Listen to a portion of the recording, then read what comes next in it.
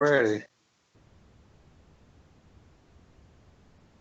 Yeah, it's going to take a minute. Did I just get notification? Yep, I just got notified.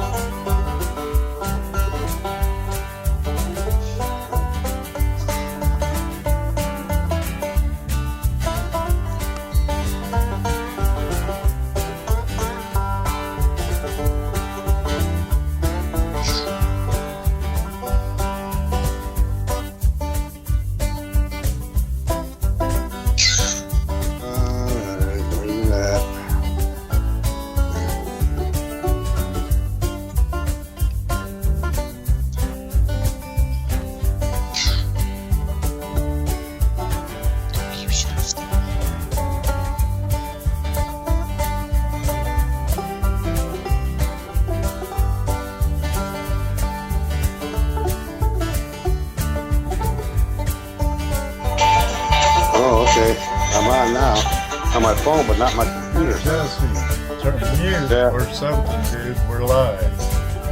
Oh, okay. Hey, everybody. Okay, I'm having streaming issue. Yeah, because I'm not getting you live yet on my computer.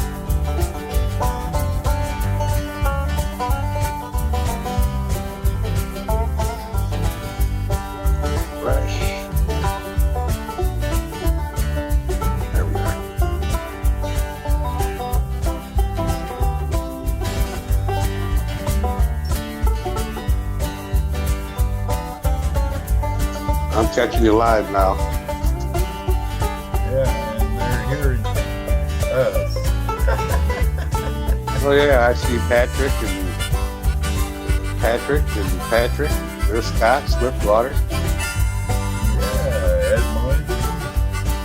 Don't see Ed Marvin on here. Where the hell is that Marvin? There'll be more.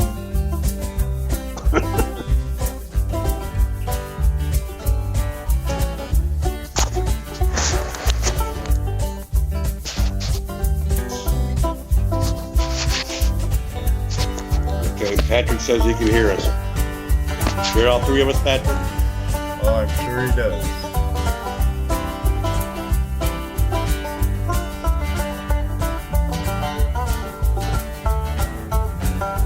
And how long is this intro?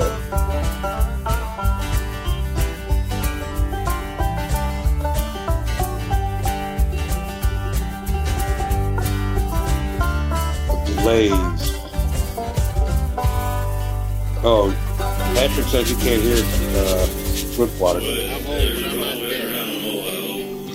No, you guys, I got my mic turned down. One of you guys got your volume turned up, and that's the feedback that you're hearing. So check all your Jesse's too high. Never. Come on, guys. Work in progress. Is that better? Is that better, Scott? We're supposed to have all these kinks out before. Oh, well. It's live. And now I see Ed. Hey, YouTubers and friends. Thanks for joining us here tonight with ToledoJess and I here at Hangouts Live. We have a really cool guest with us all the way from Arizona via Skype, Scott Swiftwater Toney. And having a good time. Wait for you to get things going good and seeing how things are locked up. I'm all right. Bring Jesse in the house here. Oh, there he is. There I am. And I'll bring you in the picture here, old Swiftwater. Hey, there we are.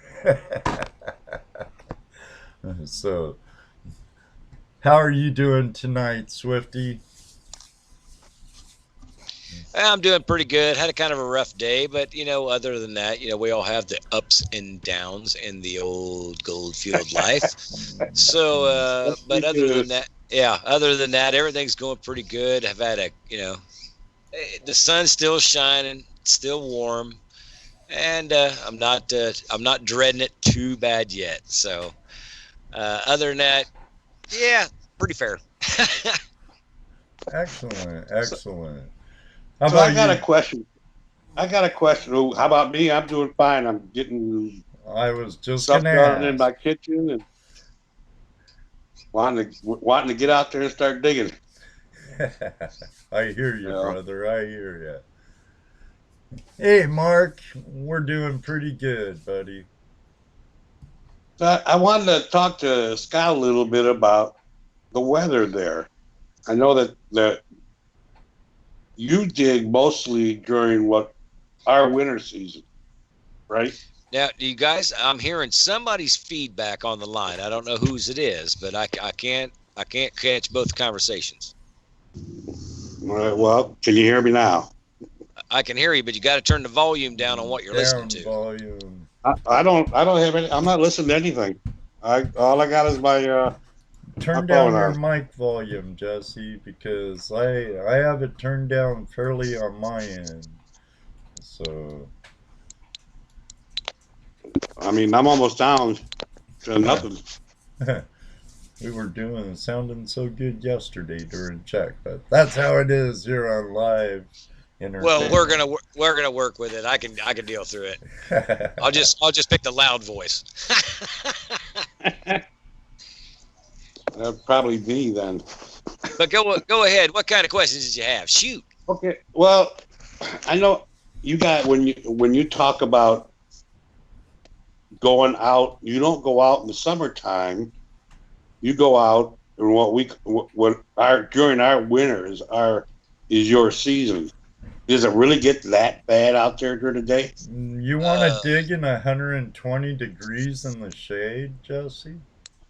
yeah. Uh, If you look at it, Jesse, and this is I've explained this to some of the people back in the East Coast that I know real well that wanted to come out here and dig. I'm like, you know what? Turn your oven up to about 350 degrees. Stick Open it up your real head in quick. it. Yeah, and stick your head in there. And that's about what it's like in the summertime, even in the shade. Yeah. And they say, well, it's a dry heat. Well, of course, it's a dry heat in your oven too, but you're not going to keep your head in there. So it's really hard out here to dig in the summertime. I mean, it will just kill you. In the summer, even with a shade, you'd have to drink 3, maybe 4 gallons of water a day. You'd lose that much.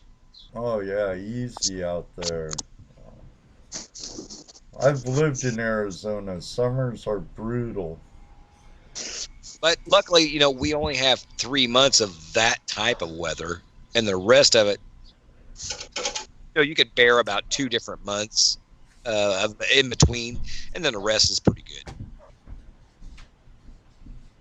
well, I mean, I'm a Vietnam vet, so the heat is when you describe sticking your head in an oven. That's what we describe stepping off the plane for the first time in Nam. It's like open the door to the oven and walking in. I So can imagine that. yeah, so I don't have a problem with heat. So I would just because I keep hearing people talk about how hot it is, and I've been stuck in Arizona, and my recollection of Arizona was hot during the day and cold at night. Now, in the wintertime, you do get that, and it's not really till late December and after about 2 months, you might get like you'll wake up and you'll see like your buckets of water or your pan's got like a little bit of ice, but within the first 2 hours, everything's gone. And so it happens that quick. And you got to remember, I still stay down here in what we call below the plateau, and it's right off of I don't know. You're coming down from Prescott, so we're still in the valley, but we're right on the edge of just getting up where it's just like it's going to snow on you. So it's right on the cusp, so to speak. All right. Well, I see Thomas, Lucky Dog Folks, just showed up. Yeah. Oh, I don't know what it is Ava? today. My stream health isn't the healthiest, but hopefully it will pop back green. Yeah, mine's spinning. Kind of froze and it's spinning. Well, it's Uh, buffering, Jesse. It's buffering. yeah, but it didn't do that at all last night. Well, last night's not tonight, buddy. Yeah, tonight we're live. Hey, Ed, just go ahead and knock out the pictures and everything. Just go straight to audio again. Remember? Well, the pictures shouldn't be doing nothing. It ain't videos, but Yes, and I should find gold. I should find gold in every corner of the creek. In our dreams. But don't you? Don't you? Every corner you look in, right? Well, half and half. You got to remember, there's actually got to be gold in the creek before you look at the corner. Oh yeah. Another But question you for should you. have that homework already done and not be looking where you know there ain't. So. I got you there. Go ahead, Jess. So do you use Google Earth very much? I mean, is that one of your tools that you use a lot, or? You know what? Very rarely. I found that Google Tools and Google Maps and stuff like that are on a serious back picture, so to speak. In which I know this because the stuff that I've dug in the last 2 years didn't have a picture of that until like this year. And that was the last 3 years, 2 years of digging. I'd say three gold seasons. I consider that a year. So 3 gold seasons ago. And we you can see it. And now this year, you look down on where I used to be, you'll see my little red truck there, and then you go down and you'll see where you can't miss where I've been digging. It looks like we've been digging. So what you're saying is it's usually what, a year, 2 years? The picture 2 years delayed. Yeah, they've got a little lag now. If you're trying to look for like some alluvial fan action, which is very viable. Don't get me wrong. You can get on there and look for that. But if you're looking like for something current, up to date, like what it is right now because of the last rains it's not going to work like that. Right. No, I figured that because I noticed that because I use Google Earth here, mostly to find creeks that I don't normally see because it's so populated. Right. But when you go through Google Earth, you can. It's got a timeline on there also that you can go back throughout the years. Like typically, what I look for is like a winter picture where I can actually see the creek itself. So for that reason, when you're trying to find something like that, I like to use it. There's other stuff I do. That's actually, now, Jess, that's a pretty smart idea. Now, if you can get pictures of stuff in the winter back where you guys are, that would be like, that's crazy information because you're right, everything is bare, even around the creeks, and you can really tell where they are. Well, that's one reason why you'd want to go out during all types of weather, flood, dry, real water down low, in between, to see what the area you're interested is doing anyway, if you can. I was going to say, Ed, if you're going to do that, you might as well take some traps with you and go ahead and get you some beavers. Some boxes.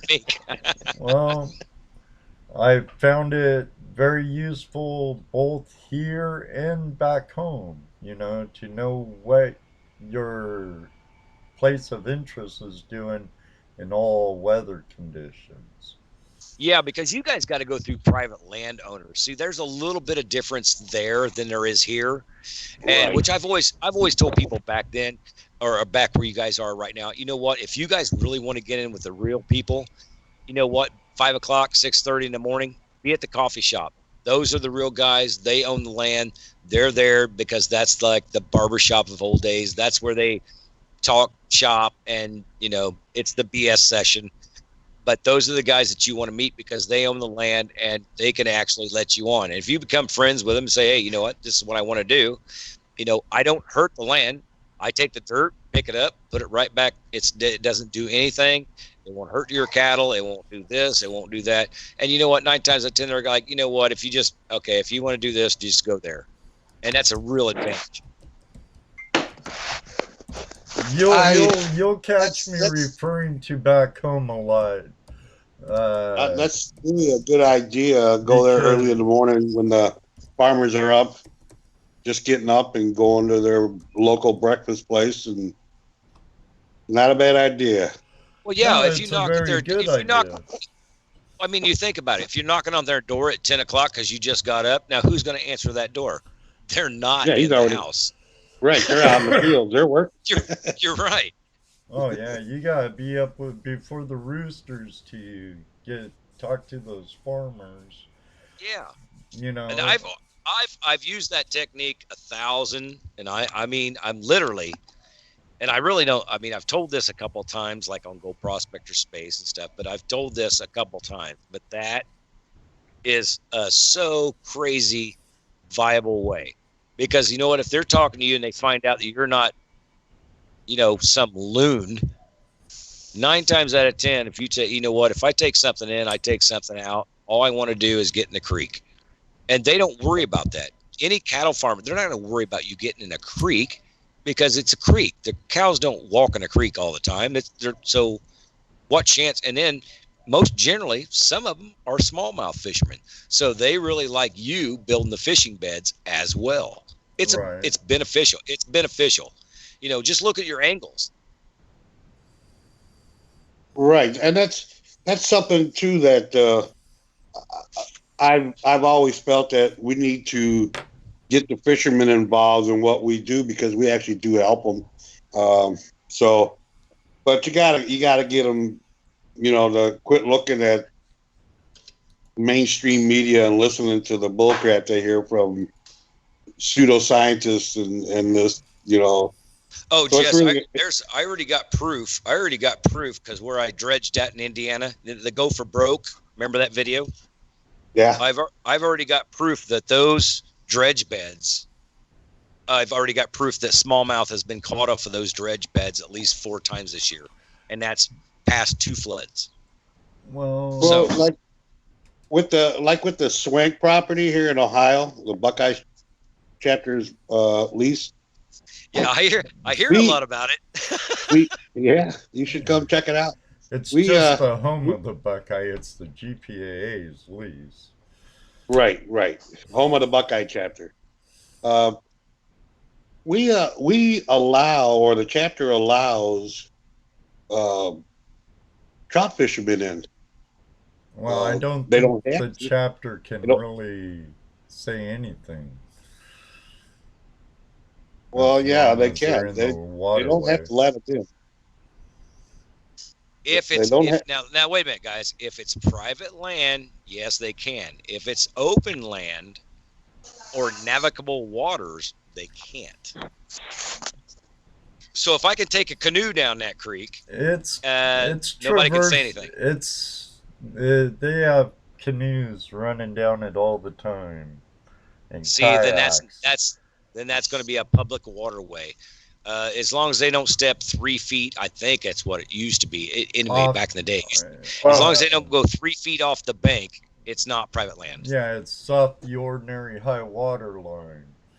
Well, what I'm saying though is that the club allows the fishermen to come to our lease, lets them park, lets them go in the water right there. You know. Yeah, we know that you can go down the creek as long as you stay in your boat, you know, you're fine. But once you step out, then you've got a problem, because depending on the size of the creek, some property actually goes to the middle of the creek. Navigable or non-navigable, Jesse. Right. Yeah, I see. Yeah, I see what Jess is saying. Like, you know, if they want to go fishing, you know, they you know, if you're a gold prospector, there's a Gold Prospector Space, you know, there that you could park and stuff like that. If you allow fishermen to come in, okay, they got a place to park. They just walk right out of their car and walk right in the water. I see advantage of that. That's walk what down the Buckeye chapter allows, for the fishermen to park on the lease and have access to the river, but I've heard fishermen say that the best fishing on that stretch of the Clear Fork Mohican is on the Swank West property because of us mining on it. I'm Well, sure look, hi that's Tim. about a little what Jesse was getting on.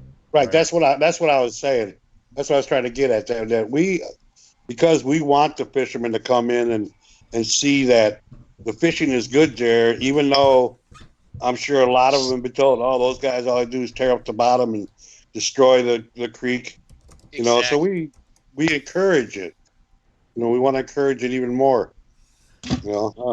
I see It our might buddy Tim Grimes just showed up. How you doing, Tim? it Yeah. might be a great advantage actually, because if they're, and I think Shannon says the same thing. If they're messing with us, the fishermen and the boaters, they're next. Oh yeah. So Oh yeah, without a doubt. I'm gonna go back home because most of my mining experience is on the West Coast. Like, you know, back home, we've been telling off-road users, hikers, anglers, and we get attacked left and right by Native American tribes in Washington and Oregon, even California, and anglers. yeah, but they got 4x4s. Well, eventually, the environmental wackos are going to try and shut it down to everybody. The preservationists, they don't want no one in there. They're not. So, You know what, Red? They're really not environmental wackos. They're just kind of, that's what I call misinformed. Yeah, just very. misinformed. They're it's not even misinformation, it's more like disinformation. You're Yeah. Misinformation is just being told the wrong thing, because they don't know any better. Disinformation is actually being lied to, and even though they know. that's what's happening with them. You have one group lying to another group about another group. Right. Which was all lies in the first place. Right. Where I see evidence here in Ohio at a place I fondly call my own little private Idaho, Scott. It's at my buddy Joe's house. I have 1.5 miles of stream. And I've seen the quality of fishing from the anglers I've talked to and myself in the smallmouth in the areas I work on in that creek. From when I started to now, it's just phenomenal compared to what it used to be. Yeah, because the smallmouth beds, you know what? People, they think, oh no, you're going to ruin this, you're going to ruin the eggs. You know what? Smallmouth need rocks to lay the eggs in. If there's too much sediment built up, if there's too much sediment around the rocks, they can't do it. They just float down. Littler fish eat the eggs, and it goes to just junk. Well, and as a dredger, we don't look for loose gravels, which are ideal for fish reeds or beds. We look for those are ideal for those. We look for hard pack and material that hasn't been worked, and we work it and we loosen it up, and we actually benefit the fish habitat. I don't care what kind of fish it is. Up in Washington, it'd be salmons of all kinds, trouts, cutthroat, Here it's smallmouth and largemouth and who knows what else kind of spring-filled three-eyed creature swims around in some of these creeks around here. I don't know. Oh, well, and that brings us back around to the Boy Scouts and Cub Scouts, and the reason that we want to get these young kids involved in this, and not just them, Girl Scouts too, So we can kind of reprogram, right? Because they all think the same thing, you guys, and that's what we push for, try to get these Yeah, but you kids. got to remember, it's not really a political thing, though. It's more of an educational thing against Yes. electronical age and the age Right. of knowing, getting out and getting your hand. Anybody can sit there and go, yeah, I know how to dig gold. I've done it on the computer 100 times. Well, what? You done what? No, you haven't dug gold. Right. When you come home and your muscles are aching and you got a little gold in the vial, you're like, man, I dug this. Okay, then you dug gold. With me, it's I'm shuffling my feet. Exactly. Walking. I'm so old. But yeah, that's what we really try to push is the educational part of this, because we want these kids to not grow up thinking that minors do a bad thing. We also try to teach the fact that the stuff that they use, their laptops, their iPads, their everything, all electronics, gold, platinum, silver, gold, platinum, all that good stuff. Well, you got to remember, we're also working against a certain establishment in the world that kind of wants to put the miners down, because if they put the miners down, then they can actually keep what's in the ground, and they know it. It's almost like a reserve to, I guess the Americans, if you think about it. But on the other hand, it's also hurting us too. So even some of the states and some of their laws were developed for that reason. You take New York, you can't keep your gold. Any gold you find, any minerals you find in the land belong to the state. Sure, I'm going to be reporting that. I'm just saying. I understand. Sorry, New York, I got skunked today. Sorry, New York, I got skunked today. But what I'm saying is that those laws were developed because when they did that many hundred years ago, they were doing it on the thinking that there's minerals here and we may need to have it ourselves, so we're not going to let anybody else have it. I mean, so some of those laws are that they've. Now you look at some of the biggest mines in California. They got gold where you could just chip off the quartz to see it through it. Are they mining it? No. They're saving it back. There's not just one. Like there's money in the bank for them, and some have different reasons. But I believe the powers to be do take certain rich areas aside. Look in almost every state that has a wealthy area. You'll find that a lot of good old mining districts are in wilderness areas or monuments. You see it all over California, Washington, Oregon, and shoot, I'm sure same with Arizona, Nevada, and Colorado, and well, I'll tell you what, Ed. If you put this in perspective, you think about it. Gold is really king. You take any country around the world, any country, I don't care what country it is, okay?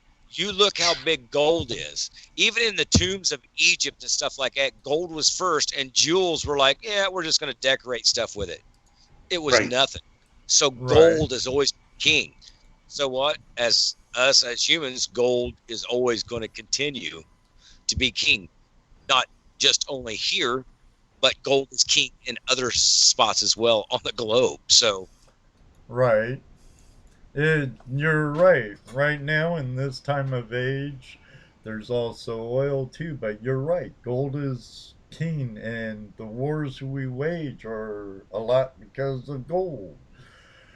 But you got to remember something about oil. It's also machined. You know what? If the machine age come to a dead age, guess what would happen? Gold is going to come back to be king. True. Gold is metal. You can flatten it out. You can fold it. You can chew it up. I don't care, but it's still going to be worth gold. Well, gold is such a high quality or highly valued commodity that even the aliens come down to Earth to get it. Well, I don't know much about the aliens part, but I sure like it. And like I said, when it comes to a jewel, though, I mean it's conductive through electricity. It's a really malleable metal. It's the most malleable yeah. metal on Earth. I'm pretty sure it's it. And you I'm can sure do you're right. everything. So it's always going to be king in that aspect. You take jewels, like I said, jewels were second. Even in the Egyptian days, jewels were second because you know what? They can be smashed. They can be broke. It could be one jewel, could be many. You can't do that with gold. You smash it, it just flattens out. Great. Very unique metal. Yeah, I think an ounce of gold you can flatten out and make a wire over a mile long. It's amazing. It's Yeah, I mean, amazing yeah, mineral. if you think about that, I mean, just I know you've held an ounce in your hand, and you think you could stretch a mile long wire with this gold right here. That's crazy. Yeah, and an Yeah, ounce of gold I had an really ounce in my isn't. hand once too. It isn't really all that much, in perspective. An ounce of gold. Don't care if it's a regular ounce or a troy ounce. It ain't that much gold, really. And Look, like you I see, said, stretch I it see a out that long. I see a question. If I want to build a homemade cleanup sluice, what do you recommend that I use for materials?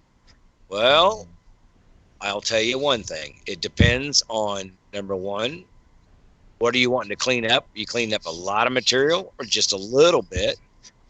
And number two, just how much do you think expensive is? That's what I think about that.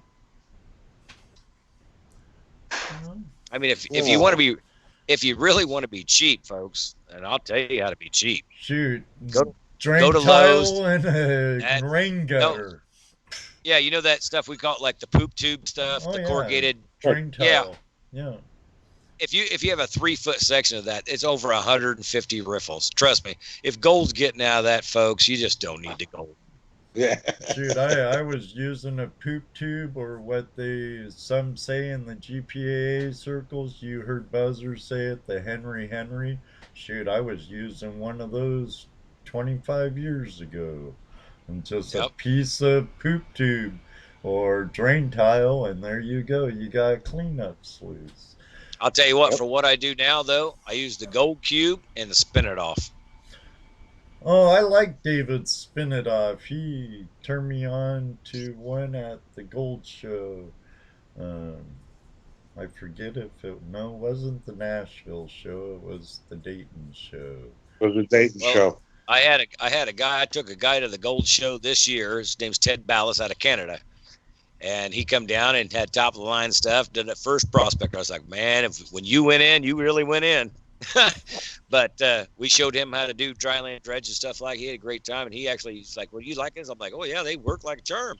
And he actually bought me one, believe it or not, and I'm glad he did, because I mean, I use that with the gold cube, and it's just crazy. It's stupid crazy. And I've seen a lot of videos on how to use the spin it off. Man, if you're sticking that, if you got anything an inch and a half of water with the black sands below it, don't put it in the water, folks. Keep it above the water. The black sands will come up to you. You want to take it slow, because if you go too fast, it's going to be like sticking a giant magnet down in there. It's just going to suck up your gold if you got fine gold. Oh yeah. It's amazing how much gold you can lose by it getting caught up in your black sands if you're not careful. Yeah, right. I mean, it's and it tells you, don't get it close to keys. I mean, it's really high power magnet. It really works good. Keep it above the water and let the black sands come to you. Mark, the Baldwin, if you have tons of aluminum, if you have a break, you could make a small cleanup sluice and use about anything for a medium for a mat, from corrugated floor mat to gold hog mat to or even what they call the vortex mat. Or if he's got a lot of aluminum, just keep his blacks. If he can get a big smelter or a big melting pot, the aluminum is going to come to the top right away. Just tip that off, and the rest of it, then you pour back in something and let it harden up, and then find a button. Yeah, I'm wondering if he's talking about sheets of aluminum or beer cans. Sheets of aluminum. Oh, Even though I know a lot of people who have tons of the other. yeah. Ronald just said wood. My first sluice I made was made out of wood Just remember, you know, with V matting in the bottom of it. Yeah, for your listeners out there, I just recommend one thing. Do your homework, do your studies. Don't mess up and go through 20 different cleanup sluices until you find one that works. Find one that works and then utilize it the way you've been taught. Yeah. Or you don't even have to get all hog wild with a bunch of equipment. I know we have a lot of friends that depend on people getting hog wild on equipment, but you know, basics is all you really need to begin with anyway. You know. Well, and the thing that Ed and I always talk about in our videos when we're introducing a new product or reusing an old product somehow, you have to learn your equipment. Learn your equipment, and it'll work fine. If you know how to tune your equipment, how to use it, then anything you make or buy will work for you. You just got to learn it. That's true. Well, Jess, it really comes down to brass tacks. Learn how to pan. Well, that too. Definitely. Any prospector who don't know how to pan, geez, I don't know. It begins with panning and ends with panning. So Ed, you would be surprised. I've watched people that's been a prospector for 5 years, and I sit there and watch them pan, and I'm sitting there watching them, and within 45 minutes, I'm like, give me that gosh darn pan, you're killing me. Oh, believe me, I've seen it. But you know. Me, I'm the opposite. I do it really quick because I want to get it done and get to the next pan. Your biggest problem is you start fanning it out way too early, Jesse. You want to see that flash in the pan, and you still have a cup of black sands in there instead of a tablespoon or a teaspoon. But you guys, you also got to remember, you guys should have already done your homework on what kind of gold you're finding. If you're finding coarse gold, shake the heck out of it and go to town. If you're finding like 100 mesh and below, okay, now you're gonna have to go really slow. Yeah. And me myself, if I had 100 mesh and below gold, 50 mesh and below gold, I would never ever pan it at the creek. Oh. I will take it home. Yeah, I take it home. I never pan out the creek anyway, besides sampling and during quick clean outs, you know. Right. Other than that, it all goes in a bucket, and I do that at home because the more clean up you do on the river, the less clean outs you can have and the less materials you can run. So while you're on believe it or not, me and Ben Ironman was excuse me. Me and Ben was sitting there and panning it out down at the creek, and I'd say about 3 or 4 days, maybe 5. And I sat there and thought to myself, I just wonder what's going on. And we were having 100 mesh and below. I went down there and took one pan and probably found about, I'd say 80, 85, 50 mesh and below colors. And I was like, you know what? We're losing gold panning this out in the creek. Yep. So it really hurt to find out that, yeah, we did lose that because we're pretty careful on panning. Right. But it just showed us that the black sands and the gold, the black sands were going to be a little bit heavier, so they're going to take the gold with it. Right. So, Right. And that's why we went to the gold cube. We wanted to make sure that we got the gold and a little bit of the black sands, vice versa. Now, It's with all that it's work, especially really you heavy. guys do out there in the bush, for weeks at a time and stuff, you want to keep everything you can, Scott. If you want to throw away your gold, you could throw it away over my way. No, it's like I said, I stay out there for 6 months at a time. It's not just weeks. That's what I do. in the winter, that is my income. This year, like I said, everybody knows, if you see my videos, I come in the red.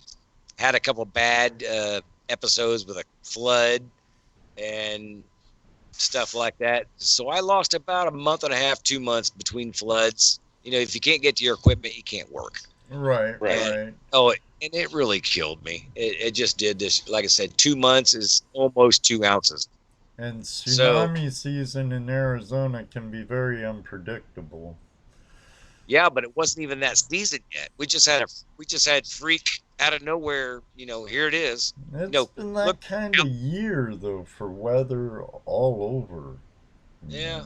Well, look at California. Orville. I talked to Joey Wilson at the Gold Show, and I wasn't for sure it was Joey or not. And he's like, "Oh yeah," I'm like, and he figured out who I was, because I've won a couple contests he did on Gold Prospectors channel and stuff like that. So it was always pretty cool. It was cool to meet him. He's like, "Oh, I can't believe." And he was telling me about Orville, how the dams got blowed down, and that's like the biggest thing going since popcorn now, I guess, is where the water actually washed everything away. So I wish them guys good luck out there for sure. Well, speaking of that area, I have a new contributor from the Banner, California area. It's in the Motherlode, just south of Oroville. Angry Prospectors Production has started helping out my channel pretty good. All right. Yeah. Are you gonna put the link below this video? They're not there yet, but they are contributing. So. Oh, I see. It happens to be my brother. So, but. Easy cut. Gonna make the family pay for it first. Yeah, well, if you can keep it in the family, keep it in the family. But yeah. Hey, you know what? As soon as this thing takes off, Ed, it's going good. Everybody knows you. Everybody loves you. They've seen your videos. They like it. I mean, you got a lot of subscribers and stuff like this. Hey, when it takes off, he's going to be glad that he come in at the bottom level. So I don't think you got nothing to worry about. No. Hey, and if it helps my brother and his company, his outfit out, more power to him. And we're here to help each other, like Tim.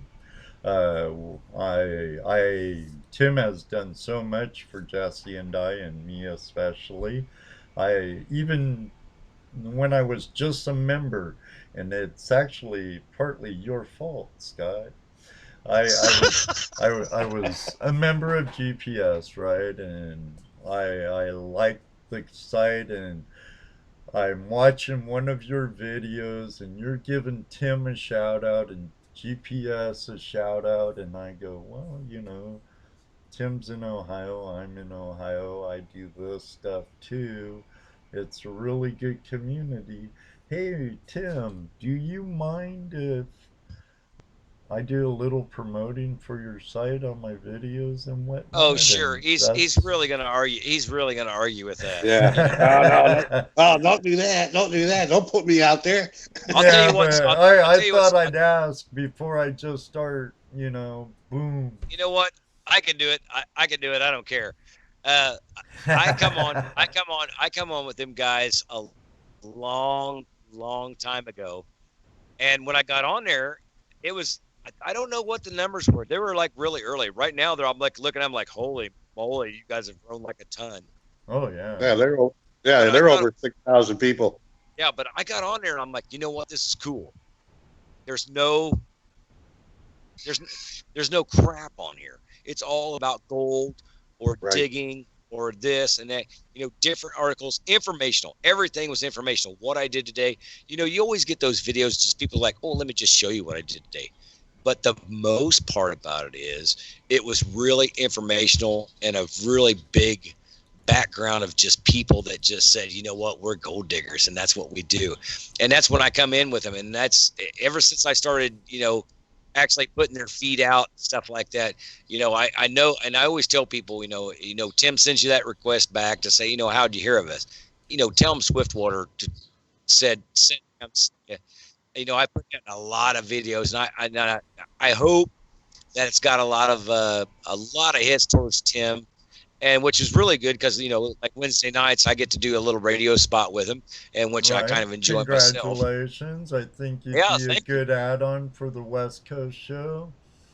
Yeah, I want to be beneficial to do it and bring a little bit of a spice to the show on Wednesday night. I mean, I know everybody wants to hear Sunday night show because it pertains to a lot of things, but I like the West Coast Wednesdays is pretty much what we called it because it was easy, it was there, and you know what? It's a greit name, and yeah. I do just stuff like dedicated kind of to the West Coast. Now, this weekend, or this Wednesday, I've got plans. Yeah, tomorrow. I got plans on talking to somebody, and they're a manufacturer dealer. They own their own gold prospecting shop and a manufacturing shop, and I want to see their aspects of, how business has been the last year, and what are they seeing trending? What are people really looking for? Because they're going to really know what's going on in the business world. Sluice boxes, high bankers, this and that, special orders, stuff like that. So that's what I got planned. I don't know if it'll work out right, but that's what I have planned for tomorrow. And we're going to see if it works out right. So, and that's where I'm at right now. Well, I'll be listening to it before I head off to work. Oh, wait. Oh, yeah, I can still listen to it. Yeah, you'll have time. It's 9 o'clock our time, so I'll have plenty of time. Sometimes start work at midnight. Yeah, see that, and that's the thing. It's 9 o'clock here because the East Coast. We don't get out of the Gold Feilds till like 7 or 8. So you're kind of you kind of dedicate. You're doing stuff for the East Coast. In future, I'd like to have the outings in California, Oregon, Nevada. I'd like to come up, and tell everybody about the outings that are happening on there and stuff like that. But I don't want to trample on the sponsorship kind of things and so on. Well, no, I think. Well, if it shows an outing and stuff, Tim would have no problem with that. Right. I think if you're. The problem would be if, say, Joe Schmo's Alpine Sluice or whatever company. Right. Well, I mean, it's like I said, there's always a fine line. There's always a fine line, and you just got to watch out for it. But I think, you know what, give me a couple weeks. Last week's show wasn't too bad. I wanted to get a buddy of mine in California. Man, that's what he's doing, is out there sniping, and he's doing really good doing it. And he has a great time. I mean, man, he's loving it. So, like you were talking about last week, sniping can be great. You just float around in there with your mask and snorkel on. You fan material off of the bedrock and find some good cracks. You never know what you'll find.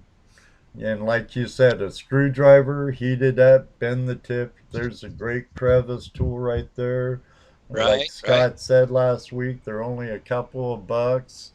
Hey, if it wears out, there's the strap steel, buy a new one, make a new crevice tool.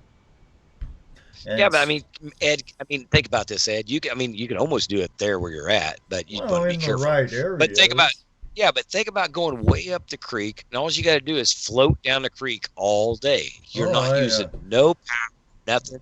You're cleaning out cracks, and I'm telling you, I'm almost ready to go now. I've been there in California. Unfortunately for us, we don't have areas like that. Our areas are pretty populated. So again, we come back to the gotta get permission, to go on a spot. Yeah, but there's places you always got to remember, Jess, if you're float through, buddy, it only takes you 5 minutes and nobody's seen you there. All right. Well, that's one of the things Ed and I wanted to do, and we should have, and we didn't pick up that pelican. But with our gold snares, that'd be easy for us. We can take our 1-inch gold snares wherever we want and Oh just yeah, 12 volt, drop it in the water. just guerrilla tactics. And Wouldn't even Yeah, know I've you're seen, there. I've seen your guys' video on them, man. You guys, I haven't seen a video on the gold snare for a while, so I'm just wondering. But oh, we I still was kind of, use them, and they'll be coming up with some more, Scott. I was kind of curious about the gold snare, and I kind of looked at it, but I thought, you know what? Could it be bigger? Well, actually, he did try to make a 3-inch one, but because of the Venturi system that he uses, and this is how he explained it, because of the Venturi system that he uses, as he got better or bigger, Right? the suction on it decreased, so he could only go to the 2-inch. 2-inch is perfect because it's small, easy, compact, and it still moves a lot of material. I mean, I don't know if you. Well, I'm sure You'd some of our. actually be fairly surprised at how much that little 2-inch can move. So we need a bigger pump. No, Well, no, it's not it's not so much the pump. It's the Venturi system that he has designed for that. He can only take it up so high, and then it doesn't do any better. It doesn't do any good. So at a certain point, you can have too big a car, I guess, or some things can get too big where they no longer work as efficiently as they used to, and they were smaller. So, so he stopped at the 2-inch. Out here, we always look at, wow, that looks good. That's nice. Can you make it bigger? Right. Start calling you Tim the Tool Man or something. Jeez, bigger, more power. Well, but for like this area, you start getting bigger. Now you start getting bigger motors. You got to get bigger permission. You got, then things get kind of weird. So the 2 inches. Don't you need to cater to where we go dredging, like in the West Coast? Just don't go dredging in the East Coast. Come on. Throw us a bone out here, guys. Throw us a bone. We try to stay legal. It's totally legal. Yeah. Well, here in Ohio, we can dredge up to 4 inches, so that's good. No restrictions. Yeah, that is true. Oh. That's good. That's good. That's actually in Ohio, man. 4 inches, really. That's pretty good. Yeah, Indiana's 5 inches max. Right. And but most of the West Coast is 4 inches also. And yeah, except for occasional 5-inch rivers here and there. Well, in the West Coast, as long as we're not damaging 5 yards or better a day, it's negligible damage. I do know that. And that's straight out of a BLM officer's mouth. Right. Because, 5 yards a day, I used to dig 3 yards a day, and trust me, at the end of the day, I felt like I dug 3 yards a day. Right. But, right. Yeah. So to get 5 yards a day, you got to be running some serious machinery. And you know what? Dredging is a little bit easier, but as far as yardage, if you got like 3 guys running a shovel and 1 guy running a dredge, it's not going to be quite the same, but it's going to be easier on the whole company at hand. You know what I'm saying? Yeah. You're going to get the same goal, but it's not going to be so hard on everybody. And I'm sorry about the parrot. I'm sure you guys can hear him. He's out here talking his butt off now. He wants to get into the conversation. So yeah, he wants to get on the action. Can't blame the guy for that. We have Kent Flagler joining us now. Showed up, yep. Do we have any questions out there with our listening audience for any of us? But our guest tonight, as all of you I hope know, is Scott Toney Swiftwater, or Scott Swiftwater Toney. However you want to put it, Ed. You're a native Hoosier, right? From Indiana? Yeah, they call that a Hoosier. Hoosier? Well, I'm a native Southern Californianer. I claim Washington. I'm just occupying a spot for a moment here in Ohio. I know. I like to gouge it. No, yeah. Like I said, I started digging gold in Indiana, and that's what was really funny is because, like I said, if anybody's heard my story, I started back when I was 19. I had a guy in a bait shop, which is named Carl Thiede. He was a old Colorado hard rock miner and placer miner from way back. And he told me there was gold in Indiana. I'm like, really, old man? Are you crazy or what? And this is when gold was, at 300, 400 an ounce. It wasn't worth, people weren't digging. Right. So what we did is he said, you know what? I'll make a bet. Because what I said, what's that? He goes, I'll give you 20. I bet you 20 bucks. And I usually don't say I don't tell him about the bet, but I bet him 20 bucks. And I lost 20 bucks. He showed me how to pan. He had a little bit of sand, a pater bag in his shop. He showed me how to pan. I'm like, all right. Went out my grandma's pie pan, and sure enough, man, the first pan, I got 3 flakes.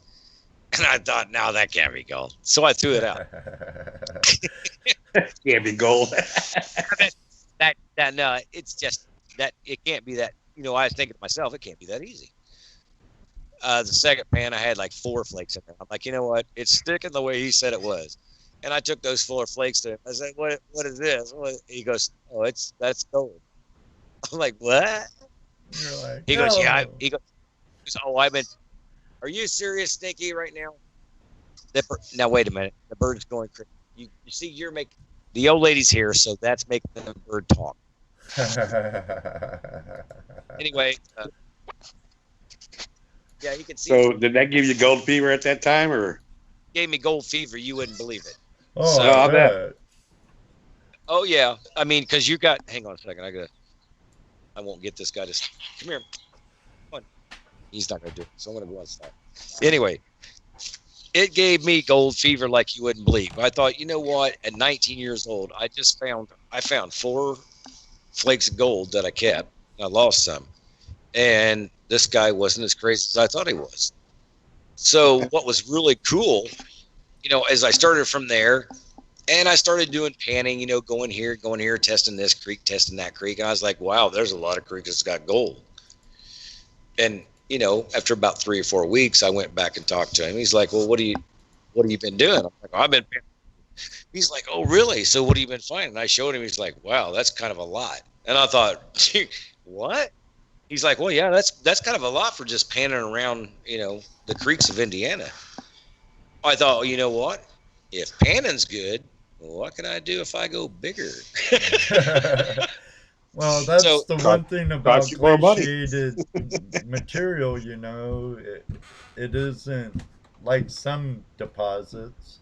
It can be a bit more sporadic, especially where rivers don't tend to be flowing as swift and the water be as swift as other rivers. So yeah, the more material you move, the more gold you get. Well, see, like back in the East Coast, what's really funny is because people look for the sandbars, that are, they're proverbial sandbars. You'll see them in the middle of the creeks, and they try to eat them up because they want the flood gold. But what they really miss is the flood bars with a bunch of weeds on them. Oh, that's like miner's moss, getting those roots and stuff. And it's not just that. It's just that we know that sandbar, that particular bar, or that bend, the inside bend, that sand that's built up there. Right. Since it's got 2 feet of weeds growing out of it. It's been there a while. Right. So it hasn't moved, exactly. Except for, what put it there was a really big flood. Right. So that's when you go in, and it's not just about the roots. You just go in and you eat that whole sandbar up. I mean, if you find a particular place, if you want to do your testing or crossed and up, you can find your pastry. But in my opinion, if you had a 3 to 4 inch dredge in Ohio, Indiana, and you found that kind of sandbar that had just a lot of weeds on it, and you wouldn't think of eating it up because you just thought it was land, but you found out it was just sand, eat the whole thing up. It's betcha. Really, if you can swallow it up. Oh yeah, it will benefit you 3 times to none. Let me tell you what. And for money input, like back in the East Coast, it's hard for people to get into gold prospecting because just they don't think like, you know, like in the West Coast.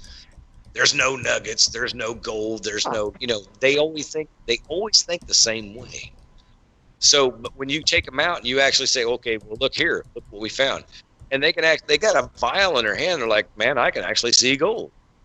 Okay, they're hooked. It's that quick. It's that quick. Well, you know, that's one of the things too. That's one of the questions we get often, especially from the scouts, is, do you find nuggets? You know, we have to explain to them that no, not really. I mean, the nuggets have already been found, you know, for the most part. So time. What we're going for the small stuff that there is plenty of, you know, just so.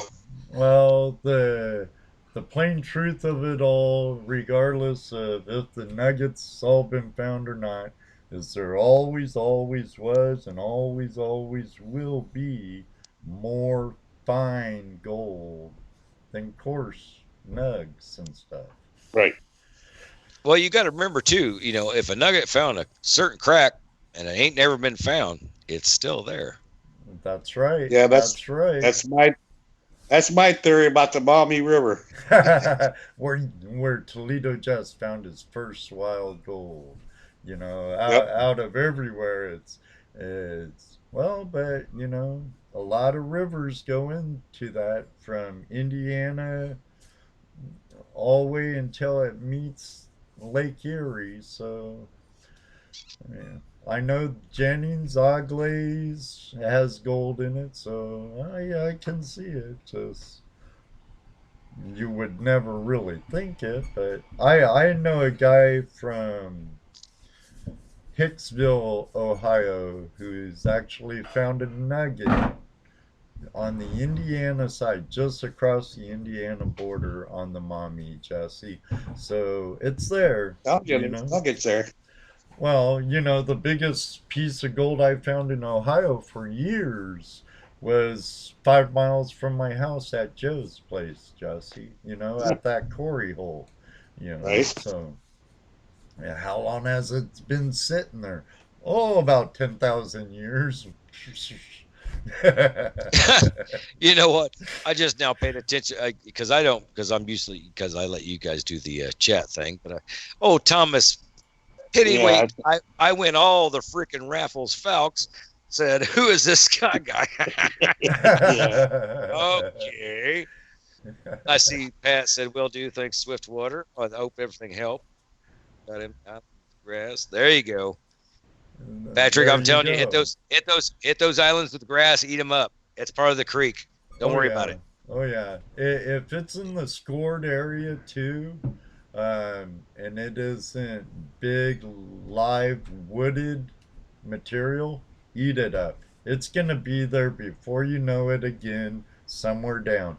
It's like back home in Washington, Scott. I really like mossing.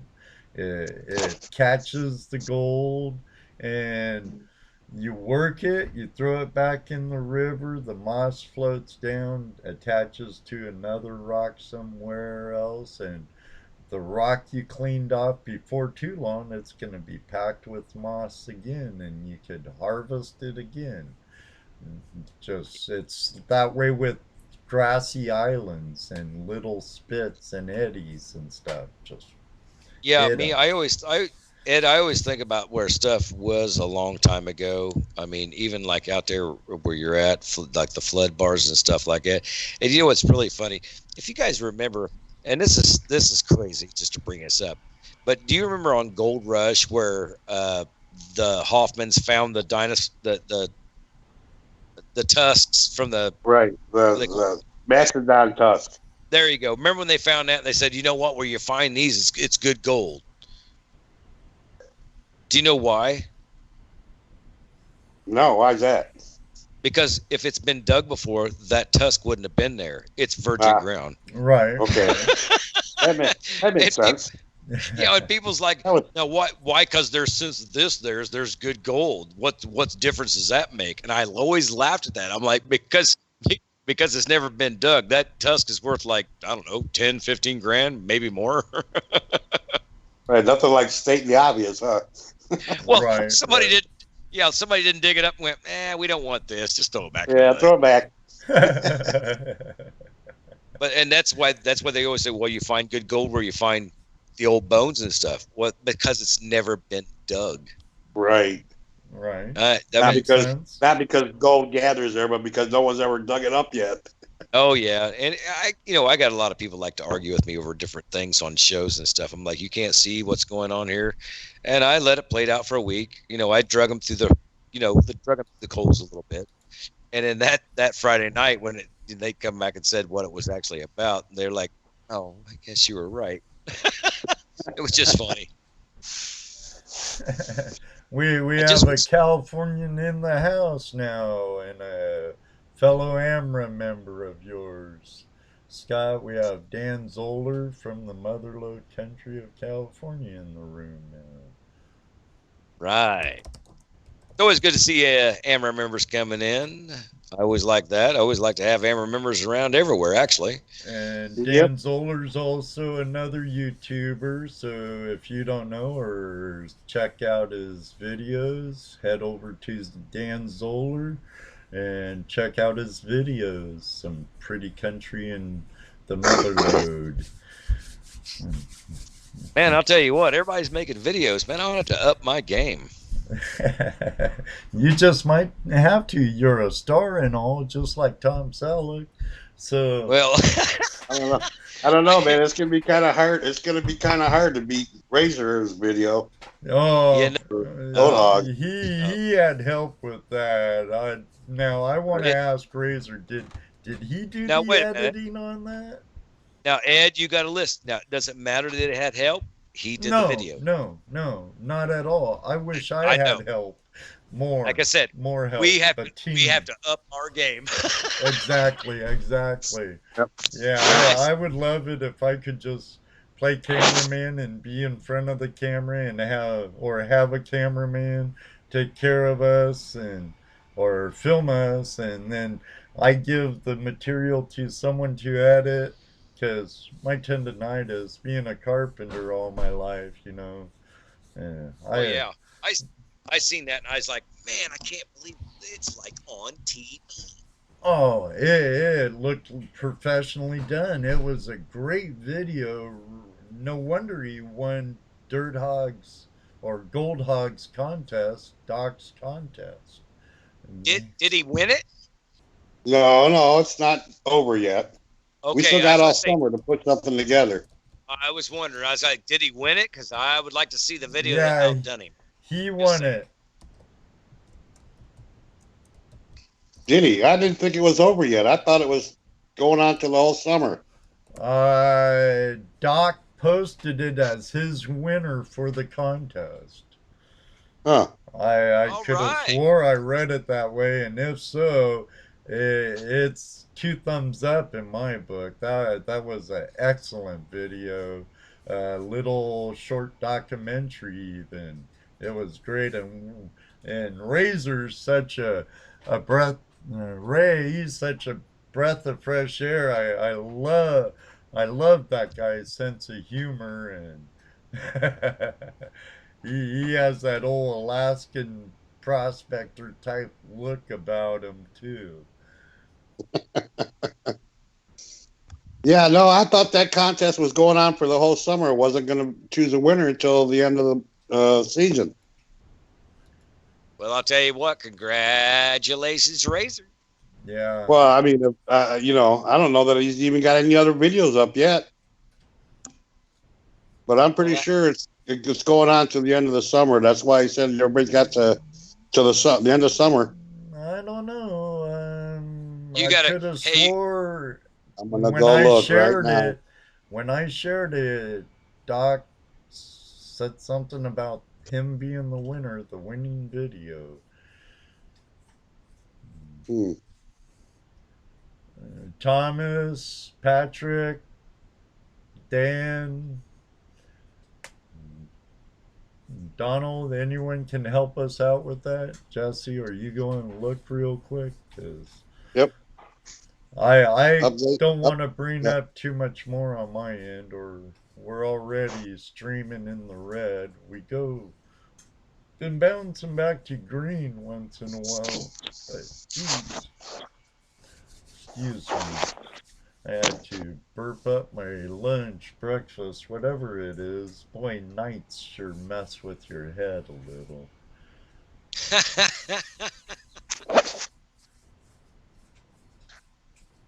Yeah, I don't see any announcement for it. Are you on Doc's page? Yeah. Well, you know, pages get buried. That was posted a week ago, so you might have to dig deep. Especially Yeah. a page like Doc's, you know, so.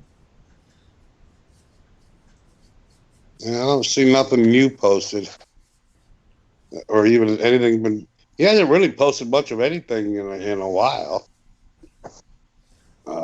Since the end of his giveaway, his month-long giveaway, I haven't really seen him post anything. Yeah, I haven't been able to catch any of his shows before GPS show on Sundays, so I don't know. He hasn't had any. Huh. Oh well. We'll find out, but I think Ray's the winner regardless. You know, it's gonna be Well, like Scott said. We're gonna have to do some investigative reporting. Yeah. There you go. Why our man on the street, Scott Swiftwater Toney, brings us the happenings out west. Hey. Yeah, I hope to find out first. it'd be most beneficial. So, what's your plans for next season, Scott? You gonna up your game? Well, my next season this year is I got something I'm going on in the summer. I'm doing some things I really don't want to discuss right now because they're in the works. Right. It's playing through. It's not playing through, so it's kind of iffy. As far as gold season comes from, you know, I'm not getting any younger. Go to figure. But I got a few tricks up my sleeve. I think this year, the way it's looking already in Arizona by this time of year, it's been pretty cool. Like, it's still actually cool today. It's not really that bad. And I think that's just going to click us into a real stupid, steamy, hot summer. So it's got to be, if I go back into Gold Feilds in October, it's going to be dry. I just know it is. So I'm pretty much going to get all my machinery that I know got to run things dry and get them ready first. And then anything optional, you know, if I got to run wet, I'll have my hoses, my links, and my motors and stuff like that prepped and ready to go. Other than that, just, you know, have things on hand, get ready to go. You never know when somebody asks you to go gold prospect, and you got to get up and go. So everything's, yeah, all my stuff's in the garage. It loads in the truck in like 20 minutes, and I can start the truck and go boom, and I'm out of here. Well, So hopefully you won't have many issues like you and your partner did last season with pumps ending up in the water. So how long of a drive do you have to get to your spot? now, if you were going, if you get off the main road, I'd say driving down to the claim itself is probably about 35 minutes. You're not going to drive it. It's not like a main road. It's a 4x4 road, and you gotta know where to drive. Other than that, you're gonna, you know, you'll bang a pumpkin or hit your oil cell. Right. Right. In a pumpkin, huh?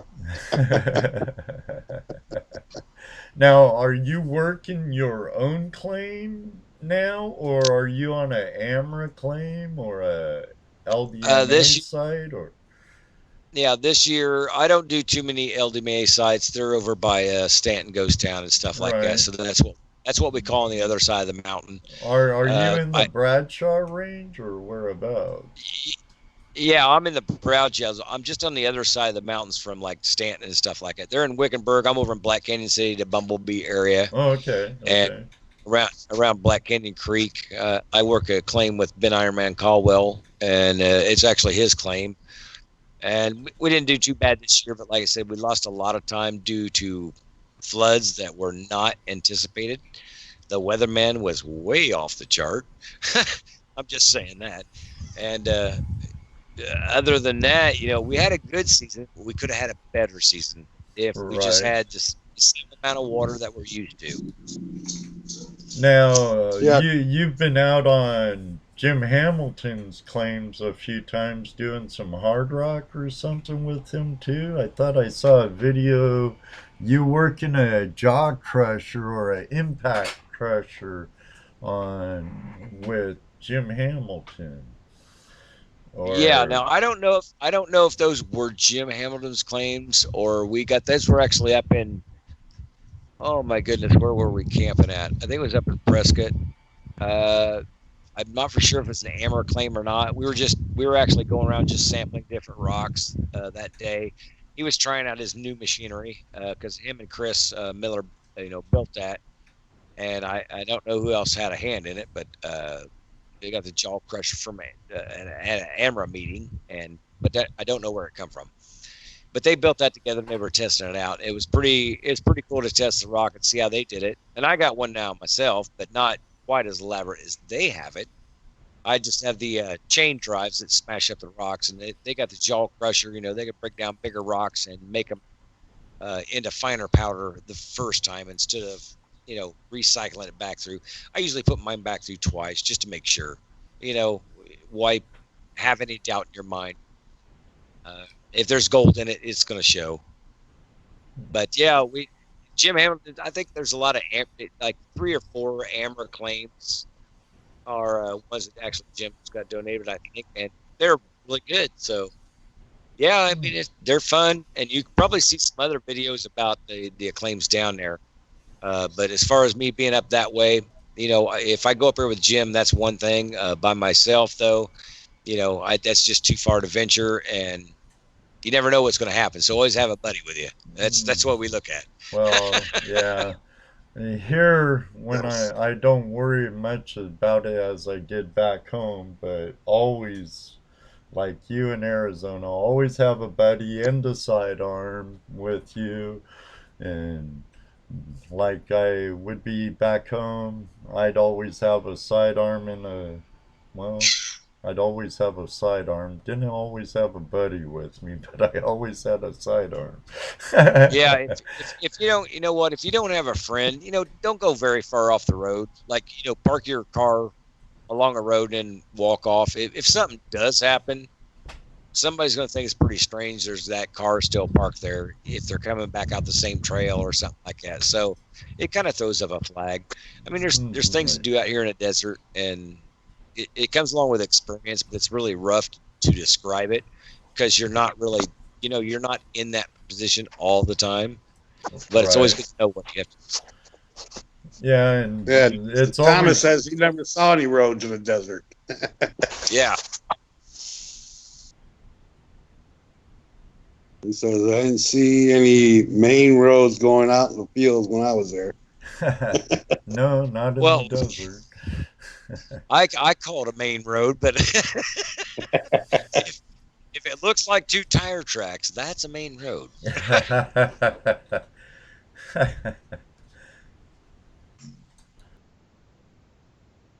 Yeah, there is. For those of you who are talking about the laggy, yeah, it's the video does lag a bit.